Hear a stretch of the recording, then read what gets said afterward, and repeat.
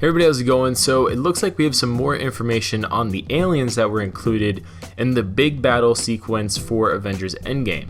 Now, obviously we saw these gorilla-like creatures, and it looks like, according to Weta Digital Visual Effects Supervisor Matt Aiken, it looks like those massive gorilla-like creatures were actually Chitauri bred creatures, in a sense where they are Chitauri heavy, Chitauri gorilla-like creatures who were newly designed, as a lot of people assumed, for Avengers Endgame. And as he puts it, we see the Chitauri leading them out by chains and then setting them free, letting them just kind of do whatever they want. And they're not quite King Kong sized, but they're giant gorilla-ish alien gorilla creatures who are a formidable force to be reckoned with on the battlefield. After that, he goes on to say that other creatures in Thanos' alien army were the Outriders, which were shown in Avengers Infinity War, and Sakarans, which were shown to be aligned with Thanos when they were working with Ronan in Guardians of the Galaxy Volume 1.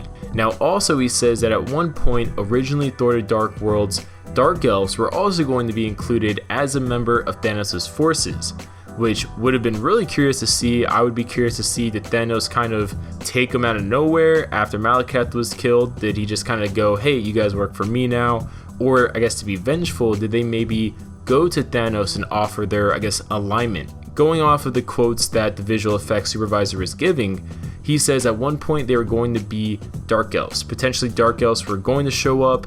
They didn't end up making an appearance, but Dark Elves were mentioned, but we never really got as far as rigging them or making them for the battle itself.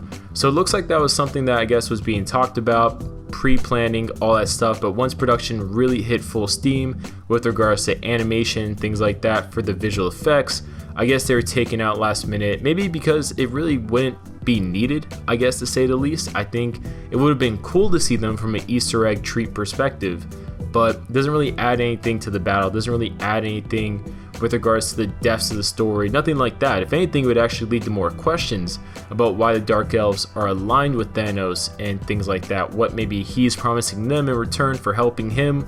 Who knows? Because obviously he does make a lot of deals with various creatures, various people, like we saw with him doing with Ronan in Guardians of the Galaxy Volume 1.